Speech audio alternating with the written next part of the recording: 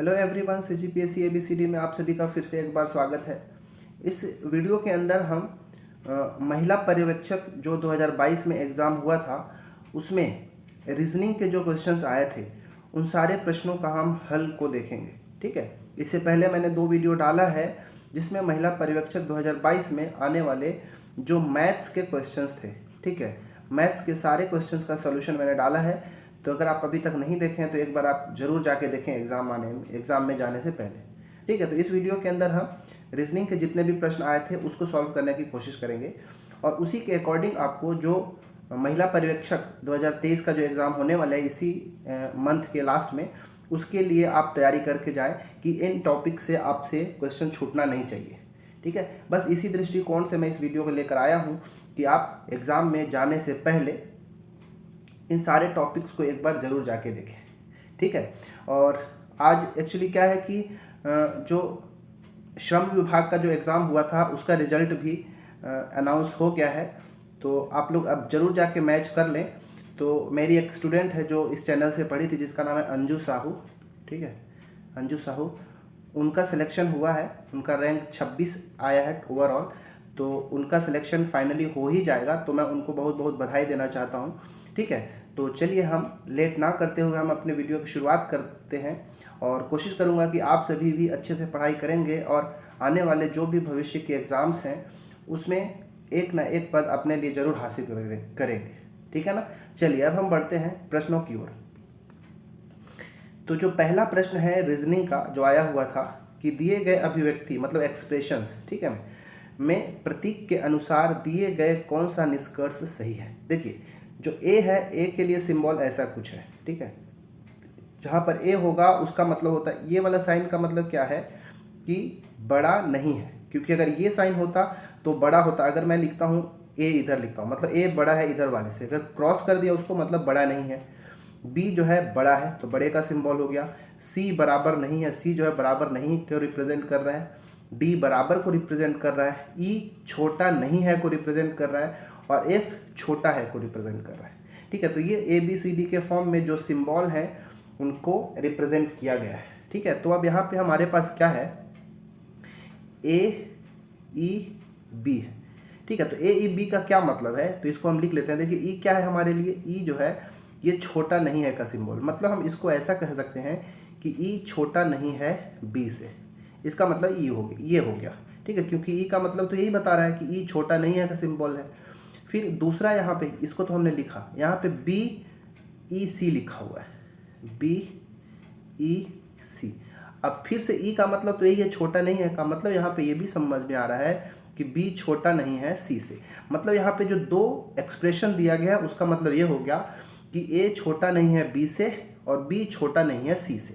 अगर इन दोनों को मैं एक साथ करना चाहूँ, एक साथ रिलेट कर दूँ, जैसे ए ई बी ई सी, ऐसा हम एक साथ लिखते हैं, तो इसका मतलब हम इसको ऐसे भी लिख सकते हैं कि ए छोटा नहीं है बी से और बी छोटा नहीं है सी से।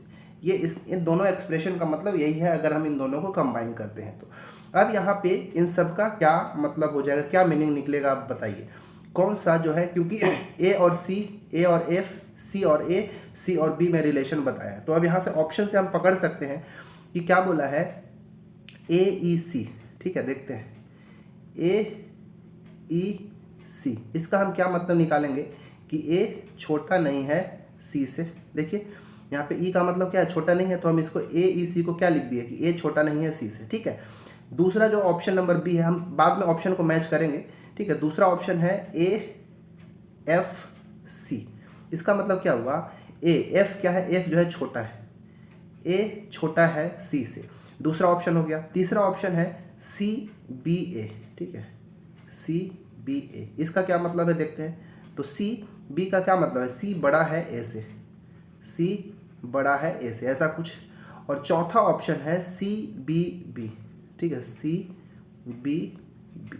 ठीक है, सी का तो सी है, बी का मतलब फिर से देखिए क्या है, बी का मतलब है बड़ा, सी बड़ा है बी से। अब यहाँ पे वो चारों को हमने इस फॉर्म में लिख दिया है। अब यहाँ पे पकड़ना है कि कौन सा जो ऑप्शन है हमारा सही होगा। क्या पहला सही है, ए छोटा नहीं है सी से। यहाँ पे देखिए इसको मैच करिए, ए छोटा नहीं है बी से और बी छोटा नहीं है सी से। इसका मतलब हम ये दोनों में भी जरूर हम कंक्लूजन कर सकते हैं, निकाल सकते हैं निष्कर्ष कि ए छोटा नहीं है सी से। ठीक है, इसलिए मेरे हिसाब से ऑप्शन नंबर ए जो है सही होना चाहिए। हालांकि और भी ऑप्शंस को चेक कर लेते हैं। ए छोटा है सी से, इसको अगर जाएंगे तो ए छोटा है सी से तो हम कह ही नहीं सकते ना, क्योंकि ए छोटा नहीं है बी से और बी छोटा नहीं है सी से, तो हम कह ही नहीं सकते कि ए छोटा है सी से। इसीलिए हमारा जो ऑप्शन नंबर बी है ये 100% गलत होगा। तीसरा ऑप्शन है सी बी ए, मतलब सी बड़ा है ए से। हम कह सकते हैं क्या, क्योंकि हम ऐसे बोल रहे हैं कि ए छोटा नहीं है सी से। अगर ए छोटा नहीं है सी से, इसका मतलब ये निकाल सकते हैं या तो ए इसके बराबर होगा, ठीक है, और या तो इसके बड़ा होगा, लेकिन ये भी क्रॉस हो गया, तो हमारा तीसरा ऑप्शन भी गलत होगा। हम डायरेक्ट कंक्लूड नहीं कर सकते हैं कि बड़ा है या छोटा है। चौथा ऑप्शन है सी बी बी, मतलब सी बड़ा है बी से। सी को हम बी से बड़ा नहीं कर सकते, क्योंकि हमारा बी बोल रहा है बी छोटा नहीं है बी से, मतलब बराबर हो सकता है। इसीलिए चौथा ऑप्शन भी गलत होगा। इसीलिए मेरे according option number A should be the right answer for this question. ठीक है, तो हमारा ऑप्शन नंबर ए सही होगा। ठीक है, चलिए, उम्मीद है आपको समझ में आया होगा। तो ये इस टाइप के क्वेश्चन को हमको ऐसे सॉल्व करना होता है। चलिए 22वां प्रश्न, मतलब अगले प्रश्न की ओर बढ़ते हैं। आज का हमारा दूसरा प्रश्न है कि ऐसा क्वेश्चन जो है हमेशा एग्जाम में पूछे जाते हैं, तो ध्यान से इसको करिएगा। संकेतों और संख्याओं में 4 में कोई एक परस्पर परिवर्तन दिए गए समीकरण को सही बना देगा। मतलब ये 4 यहाँ पे विकल्प दिया है, चारों विकल्प में से कौन सा विकल्प जो है यहाँ पे रखने के बाद इस जो समीकरण दिया है उसको सही बना देगा, कौन सा विकल्प। तो आप इसको ऑप्शन से ट्राई कर सकते हैं कि गुणा से भाग को, मतलब इस गुणा की जगह भाग कर दीजिए और 2 और 4 को परिवर्तित कर दीजिए 2 और 4 को, और देखिए कि कौन सा चेंज करने पे चारों में से कौन सा ऑप्शन यहाँ पे रखने के बाद इसको सही कर देता है। ठीक है, तो अगर आप ऑप्शन नंबर सी को रखेंगे तो ये समीकरण सही हो जाएगा। बाकी ए बी और डी को अगर रखेंगे तो आपको गलत मिलेगा। कैसे, अभी प्रूफ करके दिखाते हैं। तो क्या बोला है, माइनस से प्लस को, मतलब इस माइनस को प्लस बना देना है। ठीक है, और 2 और 6 को बदल देना है आपस में। ठीक है, तो हमारा जो समीकरण हो जाएगा 4 गुणा, क्योंकि 2 और 6 को बदल रहे हैं तो 2 पहले आ जाएगा और 6 बाद में आ जाएगा, तो मैं 2 को पहले कर दिया, और जो माइनस है उसको किस में बदल देना है, प्लस में, तो मैं यहाँ पे प्लस कर दूंगा और 6 को यहाँ पे कर देंगे। अब इसको सॉल्व करिए तो 4 दूनी 8 और प्लस 6, तो 8 6 14। तो हमारा जो समीकरण देखिए बिल्कुल सही हो जाएगा। इसीलिए हमारा ऑप्शन नंबर बी जो होगा इस क्वेश्चन का सही हल होगा। ठीक है, अब हम अगले प्रश्न की ओर बढ़ते हैं।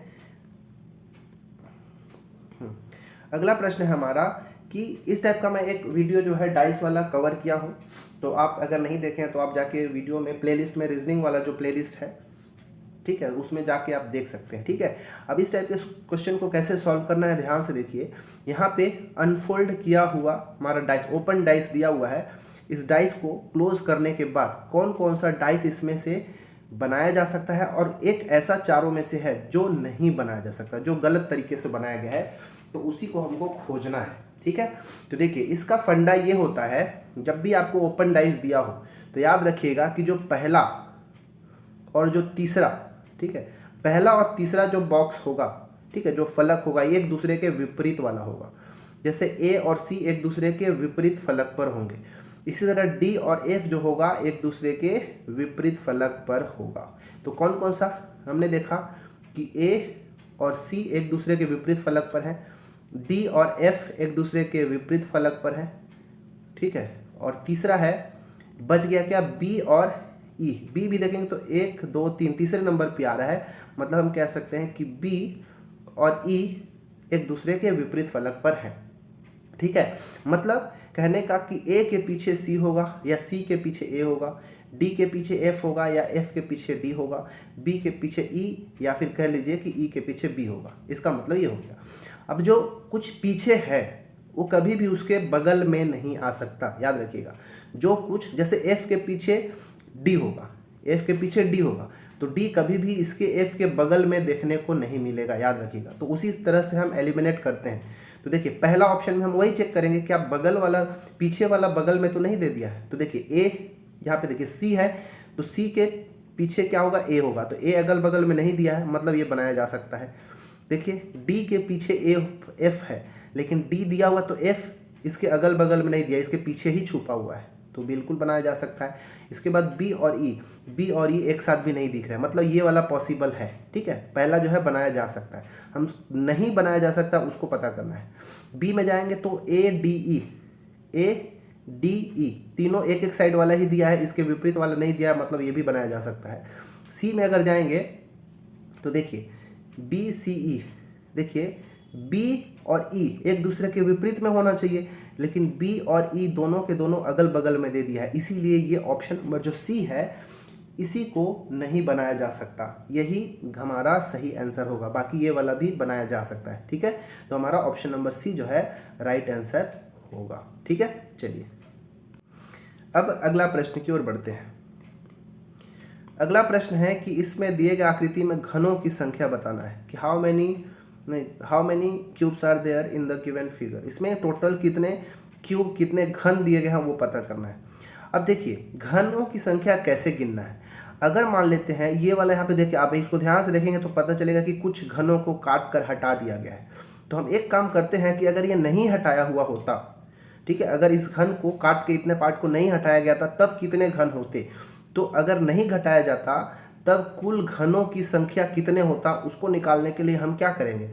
देखिए इसमें लंबाई कितना है, 1 2 3 4 5 6 7, ठीक है, 7 गुना चौड़ाई कितना है, 1 2 3, और ऊंचाई कितना है, 1 2 3 4, तो ये इतना 4, तो 7 या 21, 21 चौके 84। अगर ये पार्ट को काटा नहीं गया होता तो टोटल कितने घन होते, टोटल 84 घन होते, 84 क्यूब्स होते। लेकिन यहाँ पे आप ध्यान से देखिए कुछ को काट के हटा दिया गया है, तो जो हटा दिया गया है जितने को हम उसको माइनस करते चले जाएंगे। अब इसको पकड़ेंगे कैसे, कितना पार्ट को हटाया गया, तो देखिए टोटल हमने निकाल लिया कि अगर नहीं कटा होता तब कितना होता। अब इसको देखिए यहाँ पे ध्यान से, ये देखेंगे तो 1 2 3, ये वाले पार्ट को 3 इधर से और इधर देखिए 1 2 3, तो 3 इधर और 3 इधर, ये 3 3 9 ऐसे घन है जिसको काट के हटा दिया गया है। ठीक है, इनके सामने सामने अगर घन भरा होता तो 3 इधर से ऐसे होता और 3 इधर से होता, मतलब 3 3 9 घन ऐसे हैं जिसको पहली बार काट के हटाया गया। ठीक है, समझ में आ रहा है ना क्या बोल रहा हूँ, नहीं आ रहा है तो एक बार रिवर्स करके जरूर देखेंगे। पहले तो हमने टोटल निकाला तो 84 हो गया। 84 में जो सबसे फ्रंट वाला पार्ट है ये देख रहे हैं ना, ये वाला इतना काट के हटाया गया, सबसे बाहर वाला पोर्शन को 3 3 9 काट के हटा दिया गया। इसके बाद एक स्टेप और अंदर जाएंगे तो ये देखिए ये वाला पार्ट, यहाँ पे अगर देखेंगे तो ये वाला एक लाइन को ही ऐसे काट के हटा दिया गया है, 1 2 3 और काट के हटाया गया है। ठीक है, तो 3 और हटा देंगे, मतलब इस 84 में पहले 9 हटाए तो मतलब हमको 75 में फिर से 3 घटा दिए तो हमको मिल गया 72, मतलब इसमें 72 घनों की संख्या है। ऑप्शन नंबर सी सही होगा। ठीक है, उम्मीद है समझ में आ गया होगा कि कितने घन होंगे। चलिए अगला पढ़ते हैं और इसको एक बार फिर से आप बना के देखेंगे और इस प्रश्न को ना आप एग्जैक्ट याद रखें क्योंकि ये कई बार से सेम क्वेश्चन ऐसे उठा के पूछ देता है। ठीक है, चलिए अगला प्रश्न, इस बार ये वाला भी डाइस का प्रश्न है। देखिए डाइस का प्रश्न हमेशा पूछे जाते हैं व्यापम के एग्जाम में और इस वाले में तो 2 से 3 क्वेश्चन रहता ही है, तो आप ध्यान से इसको प्रैक्टिस करके जाएं। ठीक है, अब यहाँ पे बताना है कि 4 के विपरीत फलक में कौन सा होगा। 4 के, यहाँ पे 4 तो दिख ही नहीं रहा है, तो पता कैसे करें। तो देखिए पहले जब भी एक से ज़्यादा, एक्चुअली एक ही घन के 2 स्थिति दी गई है ना, एक ही घन है उसकी ये पहली स्थिति है और ये दूसरी स्थिति है, घन एक ही है। ठीक है, डाइस एक ही है, बस उसको पलट के 2 अलग अलग स्थितियों में रख दिया गया है। ठीक है, अब इसमें कैसे पता करें, तो देखिए अगर इसको ध्यान से देखेंगे तो एक कॉमन फलक मिलेगा। देखिएगा 3 इसमें भी है और 3 इसमें भी है। ठीक है, एक कॉमन फलक मिल गया। जब एक कॉमन फलक हो तो कैसे बनाना है मैं इसको समझा चुका हूँ। तो पहली स्थिति में जो कॉमन फलक रहेगा उससे घड़ी के दिशा में या घड़ी के विपरीत दिशा में इन संख्याओं को लिख दीजिए। तो पहले लिखा हमने 3 के बाद 1 फिर 2, ठीक है, 3 के बाद 1, 1 के बाद 2। इसी तरह इसमें जाएंगे तो ये भी 3 है कॉमन वाला, यहाँ को भी घड़ी के दिशा में घूम जाइए, सेम ही एक ही डायरेक्शन में। इधर अगर घड़ी के दिशा में है तो इसको भी घड़ी के दिशा में, अगर ये विपरीत होता तो इसको भी विपरीत घुमाते। अब ये हो गया 3 के बाद 5 फिर 6। जब आप ऐसा लिख दिए तो यहाँ से क्या समझ में आया कि 2 और 6 एक दूसरे के विपरीत फलक पर होंगे, 1 और 5 एक दूसरे के विपरीत फलक पर होंगे, और उसी तरह जो 3 बच गया तो यहाँ पे क्या बच गया है, 1 2 3 4 यहाँ पे नहीं है, तो 3 के पीछे जो बचा हुआ है वो क्या है, 4। 3 के विपरीत फलक पर क्या होगा 4। तो हमसे पूछा गया है 4 के विपरीत फलक पर क्या होगा, तो 3 के विपरीत फलक पर 4 है, तो उसी को हम कह सकते हैं कि 4 के विपरीत फलक पर क्या होगा 3 होगा। इसीलिए हमारा ऑप्शन नंबर ए जो है बिल्कुल सही होगा। उम्मीद है आपको ये समझ में आ गया। तो ये कब ऐसे यूज करेंगे, जब एक ही कॉमन फलक होगा तब, ठीक है। 2 कॉमन फलक रहता है तो डायरेक्ट हमारा आंसर मिल जाता है। आप वीडियो को जाके देखेंगे तो समझ में आएगा, ठीक है। चलिए अगला प्रश्न है कि विलुप्त पद की संख्या, विलुप्त पद को दिए गए विकल्प में चुनिए। मतलब यहाँ पे क्या आएगा अगला हमको वो पता करना है, ठीक है। चलिए तो इसको मैं थोड़ा बड़ा यहाँ पे लिख लेता हूँ, MHZ, इसके बाद है NIWOKT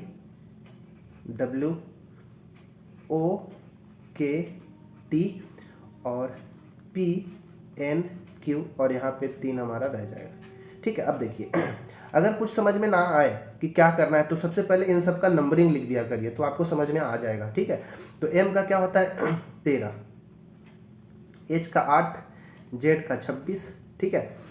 फिर N का देखेंगे तो 14, I का होता है 9, W का होता है 23, O का 15, K का 11, P का होता है 20, P का 16, N का 14 और Q का 17।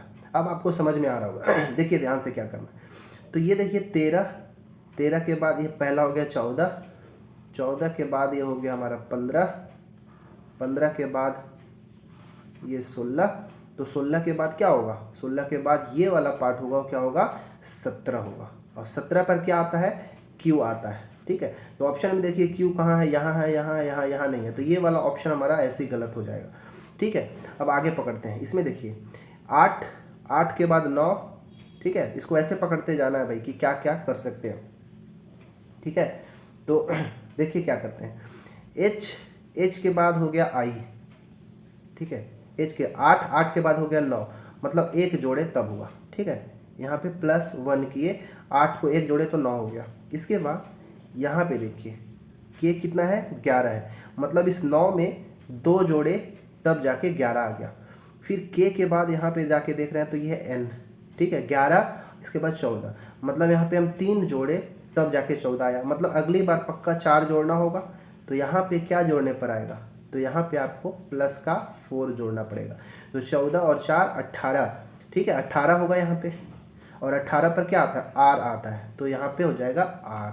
तो QR, देखिए Q और R ये दोनों पे R है, ये नहीं आ रहा है, ये वाला ऑप्शन एलिमिनेट हो गया। अब हमको लास्ट जो अल्फ़ाबेट है उसको पता करना है, वो कैसे करेंगे वो देखिए। यहाँ पे सीक्वेंस को देखिए यहाँ पे ध्यान से, ये 26 के बाद 23 के बाद 20 के बाद 17। तो आप देख रहे होंगे ध्यान से कि 3 को बढ़ते क्रम में लिखा गया या फिर घटते। 26 में 3 घटाए तो 23 में 3 घटाए तो 20 में 3 घटाए तो 17, और 17 में 3 घटाएंगे तो क्या आएगा 14, और 14 में क्या आता है भाई N आता है। QRN हमारा सही होगा ऑप्शन नंबर बी, ठीक है। तो ये है ऑप्शन नंबर बी सही आंसर 31वां प्रश्न के लिए, ठीक है। तो ये इस तरह से इसको सॉल्व करना था। चलिए अब आगे हम बढ़ते हैं। अगला प्रश्न है, इस प्रश्न में हमको रिलेशन बताना है, ठीक है। मतलब वेन डायग्राम का प्रश्न है। इसमें बोला है, वेन डायग्राम का भी मैं चैप्टर कवर किया हूँ, आप वहाँ भी जाके देख सकते हैं। इसमें बोला गया है कि कौन सा आकृति मनुष्य, शिक्षक और स्नातक, ठीक है, के मध्य सही संबंध बताता है, ठीक है। यहाँ पे 3 तरह का यहाँ पे एंटिटी दिया गया है। पहला है मनुष्य, दूसरा हो गया शिक्षक, और तीसरा जो है स्नातक। इन तीनों के बीच में क्या रिलेशन होना चाहिए। पहली बात तो शिक्षक स्नातक ये दोनों के दोनों मनुष्य के अंदर आएंगे, ठीक है। मनुष्य एक बड़ा सर्कल होगा, ठीक है, क्योंकि स्नातक लोग भी जो होंगे वो भी मनुष्य में आएंगे और शिक्षक लोग भी मनुष्य के अंतर्गत आएंगे ही। मतलब ये दोनों के दोनों मनुष्य के अंदर बनेंगे, ठीक है। बड़ा सर्कल के अंदर 2 बनेगा, इसीलिए हमारा ये पहला जो विकल्प है वो तो गलत हो जाएगा, ठीक है। दूसरा विकल्प भी यहीं से एलिमिनेट हो जाएगा कि अगर मान लो ये मनुष्य होता, ये शिक्षक होगा, तो स्नातक को हम बाहर कैसे रखेंगे भाई, क्योंकि स्नातक वाले भी तो मनुष्य ही होते हैं ना, इसलिए ये गलत हो जाएगा। या फिर हम ये कह लें कि अगर स्नातक अंदर है तो शिक्षक को बाहर कैसे रखोगे मनुष्य के बाहर, ये भी पॉसिबल नहीं। इसीलिए पहला और दूसरा विकल्प को तो हम ऐसे ही गलत काट सकते हैं। और ये जब आधा आधा लिया है इसका मतलब होता है कुछ, हम ऐसा तो नहीं कर सकते कि कुछ मनुष्य शिक्षक हैं, सारे शिक्षक मनुष्य होते हैं, या फिर कुछ मनुष्य स्नातक हैं, ये भी नहीं कह सकते। इसीलिए ये पहला और दूसरा तो बिल्कुल 100% गलत होगा। ठीक है, तीसरा विकल्प देखते हैं, ये मनुष्य हो गया। ठीक है, मनुष्य के अंदर में 2 सर्कल डाला गया है, एक शिक्षक का होगा और एक स्नातक का होगा। ठीक है, शिक्षक और स्नातक होगा, लेकिन ये वाला भी गलत होगा। क्यों? क्योंकि अगर ये मान लो शिक्षक का है, ये स्नातक का है, तो हम कुछ शिक्षक स्नातक वाले भी तो होते हैं, और कुछ ऐसे भी शिक्षक होंगे जिसका स्नातक कंप्लीट हुआ होगा, कुछ का नहीं भी हुआ होगा। मतलब इन दोनों में एक रिलेशन होना चाहिए, इनको बिल्कुल अलग अलग नहीं रख सकते कि शिक्षक अलग होगा और स्नातक अलग होगा। ठीक है, क्योंकि कुछ शिक्षक ऐसे जरूर होंगे जो स्नातक वाले होंगे, इसीलिए हमारा ये विकल्प भी गलत होगा। मनुष्य के अंदर शिक्षक और स्नातक है, ये ठीक है, परंतु शिक्षक और स्नातक में रिलेशन होना चाहिए, इसीलिए हमारा तीसरा ऑप्शन भी गलत होगा और चौथा ऑप्शन बिल्कुल सही होगा, क्योंकि शिक्षक के अंतर्गत दोनों हैं। ठीक है, क्योंकि कुछ शिक्षक जो होंगे स्नातक वाले होंगे। ठीक है, या फिर ये कह लो कि कुछ स्नातक वाले शिक्षक होंगे, इसीलिए रिलेशन ऐसा वाला होना चाहिए। और ये दोनों के दोनों मनुष्य हैं, इसीलिए बाहर एक जो सर्कल होगा वो मनुष्य को रिप्रेजेंट करेगा। ठीक है, तो ये हो गया हमारा मनुष्य का, ये मान लो शिक्षक, और ये वाला हो गया स्नातक। ठीक है, स्नातक वाले व्यक्ति, इसीलिए हमारा ऑप्शन नंबर डी सही होगा। ठीक है, चलिए अब हम अगले प्रश्न की ओर बढ़ते हैं। ठीक है, अगला प्रश्न भी वेन डायग्राम के ऊपर ही है। देखिए क्या है, यहाँ पर बोला गया है कि वृत्त जो है रोजगार वाले व्यक्ति को रिप्रेजेंट कर रहा है। तो इसके लिए हम क्या करते हैं, यहाँ पे लिख देते हैं वृत्त किसको रिप्रेजेंट कर रहा है, ऐसे व्यक्ति जो रोजगार में है। ठीक है, वृत्त जो है रोजगार वाले को बता रहा है। त्रिभुज युवा व्यक्ति को रिप्रेजेंट कर रहा है। ठीक है, तो जो त्रिभुज है वो युवा व्यक्ति को रिप्रेजेंट कर रहा है, और वर्ग जो है अशिक्षित व्यक्ति को रिप्रेजेंट कर रहा है। ठीक है, वर्ग अशिक्षित व्यक्ति को रिप्रेजेंट कर रहा है। ठीक है, मतलब कहने का कि जो वर्ग के अंदर होंगे वो अशिक्षित व्यक्ति होंगे, तो जो वर्ग के बाहर होंगे वो शिक्षित होंगे। ठीक है, जो वृत्त के अंदर होंगे वो रोजगार वाले व्यक्ति होंगे, तो जो वृत्त के बाहर होंगे वो क्या होगा, बेरोजगार वाले होंगे। याद रखिएगा, तो ऐसे पकड़ना है हमको। अब देखिएगा कौन सा क्षेत्र युवा, शिक्षित और बेरोजगार व्यक्तियों को रिप्रेजेंट कर रहा है। देखिए यहाँ पे वर्ग जो है अशिक्षित को रिप्रेजेंट कर रहा है, लेकिन यहाँ पे क्वेश्चन में शिक्षित पूछा है। एग्जाम में यही कई बार गलती कर देते हैं कि जो शिक्षित दिया तो अशिक्षित को मार के आ गए, लेकिन ध्यान से पकड़ना है। क्वेश्चन को अशिक्षित के लिए वर्ग दिया है, लेकिन क्वेश्चन में आपको पूछा गया शिक्षित के लिए। युवा तो ठीक है, और यहाँ पे रोजगार के लिए वृत्त दिया है, लेकिन बेरोजगार के लिए पूछ दिया है। तो वृत्त के बाहर जो होंगे वो बेरोजगार होगा, और वर्ग के बाहर जो होंगे वो शिक्षित होंगे। ठीक है ना, याद रखिएगा। अब हम यहाँ पे पकड़ते हैं कि इसका सही क्या होगा। ठीक है, अब इसको हमको पकड़ना है कि कौन कौन, पहले तो युवा पकड़ना है, युवा होना चाहिए। तो युवा के लिए क्या है, त्रिभुज है, मतलब त्रिभुज के अंतर्गत होना चाहिए। त्रिभुज दिख रहा है, तो 3 भी युवा को रिप्रेजेंट कर रहा है, 2 भी युवा को रिप्रेजेंट कर रहा है, और 5 भी युवा को रिप्रेजेंट कर रहा है। क्लियर है इतना? तो 2, 3, 5 और 4, ये चारों जो है युवा को रिप्रेजेंट कर रहा है। लेकिन अब बात आती है शिक्षित। तो शिक्षित, अशिक्षित के लिए क्या है, वर्ग। ये देख रहे हैं ना, वर्ग। वर्ग के अंदर और जो त्रिभुज के अंदर होंगे उसका मतलब क्या होगा, जो त्रिभुज और वर्ग दोनों के अंदर होंगे उसका मतलब होगा युवा भी है और अशिक्षित भी है। लेकिन यहाँ पे शिक्षित की बात कर रहा है, तो शिक्षित के लिए वर्ग से बाहर आना पड़ेगा। तो वर्ग से बाहर क्या क्या है, 3 और ये 4। ठीक है, 3 और 4। अब 3 और 4 क्या रिप्रेजेंट कर रहा है कि युवा भी हैं और शिक्षित भी हैं। क्लियर इतना, युवा भी हैं और शिक्षित भी हैं, क्योंकि वर्ग के अंदर वाला लेते तो अशिक्षित होता है, यहाँ पे शिक्षित बोला है इसलिए हम वर्ग के बाहर कर लेंगे। तो 3 या 4 में से होगा। लेकिन अब आगे आ जाता है बेरोजगार। तो रोजगार वाले कहाँ है भाई, वृत्त के अंदर है। तो देखिए ये 4 जो है क्या बता रहा है, ये 4 रिप्रेजेंट कर रहा है कि वो युवा भी है, शिक्षित भी है और रोजगार वाला भी है। लेकिन हमको क्या चाहिए, बेरोजगार वाला, जो कि वृत्त के बाहर होना चाहिए। इसीलिए हमारा ऑप्शन नंबर 3 सही होगा, क्योंकि ये युवा के अंदर है, युवा के साथ साथ शिक्षित बोला है तो वर्ग से बाहर भी है, और बेरोजगार बोला है तो वृत्त के बाहर भी है। इसीलिए हमारा ऑप्शन नंबर बी 3 सही होगा। ठीक है, बहुत ध्यान से इसको समझिएगा, वीडियो को रिवर्स करके आप एक बार जरूर देखें। ठीक है, अब हम आगे बढ़ते हैं अगले प्रश्न की ओर। चलिए अगला प्रश्न, अगला प्रश्न फिर से वेन डायग्राम का है, 34वां। अब इसको भी ध्यान से सबको एक जगह लिखिए। आयत किसको रिप्रेजेंट कर रहा है? शासकीय कर्मचारी, ठीक है, आयत शासकीय कर्मचारी। त्रिभुज तो मैं यहाँ पे ऐसे लिखा देता हूँ, ये आयत हो गया। त्रिभुज शहरी व्यक्ति को रिप्रेजेंट कर रहा है, वृत्त स्नातक को रिप्रेजेंट कर रहा है, और वर्ग, ठीक है, वर्ग जो है क्लर्क को रिप्रेजेंट कर रहा है। अब यहाँ पे 4 विकल्प दिया गया है, इसमें से सही कौन सा है वो बताना है। देखिए, सभी शहरी व्यक्ति स्नातक हैं, क्या इससे पता चल रहा है क्या सभी शहरी व्यक्ति स्नातक हैं? देखते हैं। देखिए, सभी शहरी व्यक्ति स्नातक कब होगा? तो शहरी क्या है? देखिए, शहरी के लिए त्रिभुज है। देखिए बोला है ना, शहरी के लिए क्या है? त्रिभुज है। और स्नातक बोला है, स्नातक के लिए क्या है हमारे पास? वृत्त है। अगर इस त्रिभुज के अंदर वृत्त होता तब हम जाके कहते हैं कि सभी शहरी व्यक्ति स्नातक हैं। सॉरी, उल्टा बोल दिया गया। अच्छा, ऐसा होना चाहिए, ये स्नातक है और ये शहरी है, क्योंकि त्रिभुज शहरी को रिप्रेजेंट कर रहा है और वृत्त स्नातक को रिप्रेजेंट कर रहा है। अगर ऐसा हो तब हम जाके बोलेंगे कि सभी शहरी व्यक्ति स्नातक हैं, क्योंकि शहरी व्यक्ति अंदर आ रहा है, स्नातक बाहर। तो ऐसा है क्या? देखिए, तो त्रिभुज अलग, वृत्त का कुछ पार्ट बस एक साथ मिल रहा है, ऐसा तो बिल्कुल नहीं है। इसीलिए जो पहला कथन है, पहला विकल्प है, वो गलत होगा। दूसरा, कुछ क्लर्क शासकीय कर्मचारी हैं परंतु शहरी नहीं है। कुछ क्लर्क शासकीय कर्मचारी हैं। देखिए, शासकीय कर्मचारी के लिए क्या है? आयत है, ठीक है, शासकीय कर्मचारी के लिए देखो आयत बना हुआ है। और कुछ क्लर्क, क्लर्क के लिए क्या है भाई? देखिए, वर्ग है। तो बिल्कुल सही है। देखिए, ये आयत है, आयत जो है शासकीय कर्मचारी को रिप्रेजेंट कर रहा है, इसका ये वाला पार्ट जो है वर्ग को रिप्रेजेंट कर रहा है। वर्ग क्या बन रहा है? कि वो क्लर्क है। तो हाँ, यहाँ पे समझ में आ रहा है कि कुछ शासकीय कर्मचारी जो है क्लर्क हैं, यहाँ तक तो समझ में आ रहा है। लेकिन एक चीज़ और ऐड कर दिया कि शहरी नहीं है, बिल्कुल शहरी नहीं है। लेकिन देखिए, तो ये सब के सब जो वर्ग वाले हैं, ये पूरे के पूरे किसके अंदर? त्रिभुज के अंदर आ रहा है। और त्रिभुज क्या है? शहरी व्यक्ति को रिप्रेजेंट कर रहा है। इसीलिए जो दूसरा विकल्प है वो भी गलत होगा। क्लियर है? क्योंकि यहाँ पे बोल दिया शहरी नहीं है, लेकिन शहरी के अंदर देखिए इतना आयत भी आ रहा है और वर्ग भी आ रहा है, इसलिए दूसरा विकल्प भी गलत होगा। तीसरा, सभी शासकीय कर्मचारी क्लर्क हैं।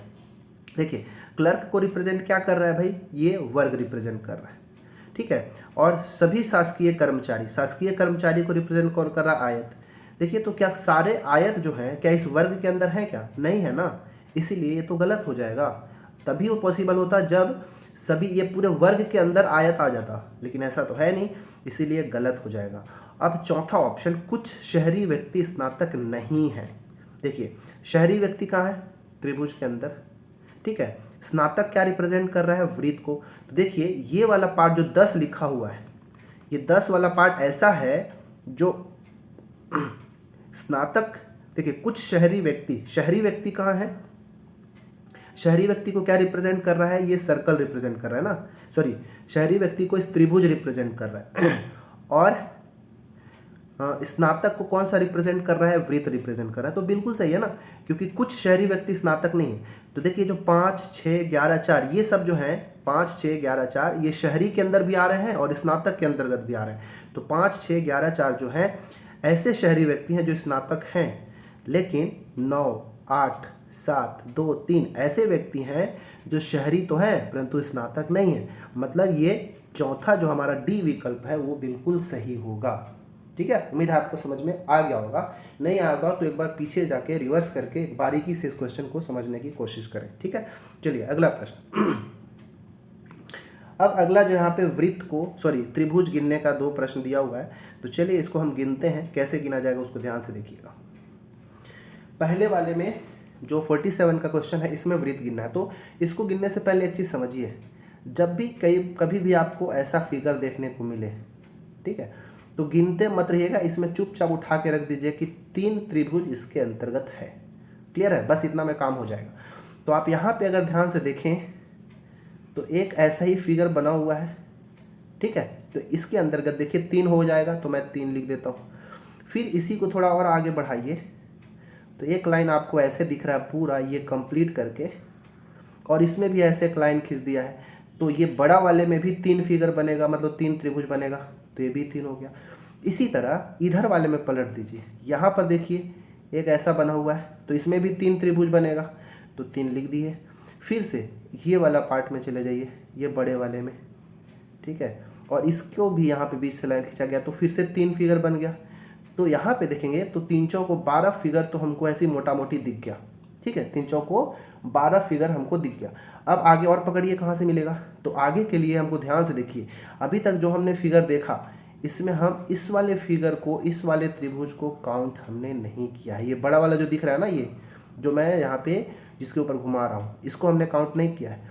फिर इधर से अगर जाएंगे तो हमने इसको भी काउंट नहीं किया है, ठीक है, क्योंकि हम इसको काउंट नहीं किए हैं। तो 2 फिगर और जोड़ दीजिए, तो 12 और 2 14 हो गया। अब देखिए 14 होने के बाद ध्यान से देखिए, ये वाला पार्ट को भी हमने नहीं गिना है, ठीक है, यहाँ भी एक त्रिभुज दिख रहा है और देखिए यहाँ पर भी एक त्रिभुज दिख रहा है, ठीक है, तो 2 और हो गया, तो 14 और 2 16। इसके अंदर टोटल 16 फिगर जो है, 16 त्रिभुज देखने को मिलते हैं, इसीलिए इसका ऑप्शन नंबर ए सही हो जाएगा, ठीक है। अब हम देखते हैं 48वां प्रश्न। देखिए कुछ थोड़ा बहुत छूट भी जाए तो आप एक बार फिर से काउंट करके आप कमेंट में ज़रूर बताएं कि सर इसमें और अधिक होगा, तो मुझे बिल्कुल भी बुरा नहीं लगेगा, आप कमेंट जरूर करें। हो सकता है मेरे से कैलकुलेशन में थोड़ा मिस्टेक हो गया हो, ठीक है, परंतु इसमें मेरे हिसाब से 16 होता है। कुछ और अगर इसमें त्रिभुज छूट गया तो आप कमेंट जरूर करके बताएं, ठीक है। इसमें देखिए, इसमें कैसे त्रिभुज काउंट किया जाए, इसमें तो बहुत सारे त्रिभुज बनेंगे, तो इसमें त्रिभुज काउंट करने का जो तरीका है उसको पकड़िएगा। कैसे, सबसे पहले एक चीज़ को समझिए, एक बेसिक फिगर मैं बता रहा हूँ। अगर मान लो ऐसा कुछ है, ठीक है, ये ऐसा कुछ, इसमें कितने फिगर होंगे तो काउंट करिए। यहाँ पे 1 2 3 4, 4 आया ना, तो 4 का दुगना कर दीजिए, 4 दूनी 8, इसके अंतर्गत 8 त्रिभुज होगा। तो अब इस फिगर के अंतर्गत जाके देखिए, ऐसे ही कुछ है क्या, जैसे मैं पहले ये अंदर वाले को अगर मैं ऐसे हाईलाइट कर देता हूँ, मैं कलर चेंज कर लेता हूँ इसका, ठीक है, ये देखिए मैं इसको हाईलाइट कर रहा हूँ। हाईलाइट करेंगे तो आपको यहाँ पे कुछ ऐसा फिगर देखने को मिल रहा है, ठीक है। अब इसमें अगर आप नंबरिंग करेंगे तो 1 2 3 4 5 6 7 8, 8 मिलेगा ना, मतलब इसको कर दीजिए 8 का दुगुना, तो 8 दूना 16। अंदर वाला जो ये स्क्वायर दिख रहा है इसमें 16 त्रिभुज बनेगा। इसी तरह बाहर वाले को भी आप देख लीजिए भाई तो बाहर वाले को भी सेम इसी प्रोसीजर से गुजार दीजिए भाई। देखिए इसमें भी पूरा ये 8 काउंट आप कर पाएंगे, ठीक है। कैसे, ये 1, ठीक है, ध्यान से देखिएगा भाई, इसको अगर मैं करूँगा तो ये 1 2 3 4 5 6 7 8 ऐसे ही बनेगा पूरी तरीके से। बाहर वाले को भी अगर करेंगे ना, क्योंकि इस तरह से है ना, इसको अगर काउंट करेंगे तो 8 ही मिलेगा। जब 8 काउंट करेंगे तो फिर से 8 गुना 2 16 मिल जाएगा, मतलब 16 16 32 त्रिभुज अभी तक हमको मिला है। अब देखिए छूट क्या रहा है, ध्यान से देखिएगा, ये कॉर्नर में अगर देखेंगे, इसको तो हमने अभी तक काउंट नहीं किया है। इसमें देखिए 2, यहाँ पर देखिए 2 4, यहाँ पर देखिए 2 6 और यहाँ पे 2 8, 8 त्रिभुज और यहाँ पे दिखेगा, मतलब 16 16 32 प्लस 8 40 त्रिभुज जो है इस फिगर के अंदर है, जो कि ऑप्शन नंबर बी हमारा सही होगा, ठीक है। इसको भी आप काउंट करें, अगर कुछ एक्स्ट्रा मिलता हो तो आप कमेंट जरूर करके बताएं कि सर इसमें और भी ज़्यादा होगा, ठीक है। परंतु सॉल्व कैसे करना है, कुछ बेसिक फिगर से कैसे यूज़ करना है, मैं ये बताना चाह रहा हूँ, ठीक है। इसलिए इसका आंसर ऑप्शन नंबर बी होगा, ठीक है। अगला प्रश्न है हमारा, नंबर है, ठीक है, ये क्वेश्चन मार्क, उसके जगह पे क्या होगा हमको वो पता करना है, ठीक है। मैं थोड़ा सा इसमें इंक अपना बदल लेता हूँ, ठीक है। चलिए देखिए, तो अगर इसमें तो समझ में आ ही नहीं रहा है करना क्या है, तो आप एक काम करिए, सबसे पहले इनका जो पोजीशन वैल्यू होता है वो रख लीजिए। ए का होता है 1, यहाँ भी 1 हो जाएगा, ये भी 1 हो जाएगा, ठीक है।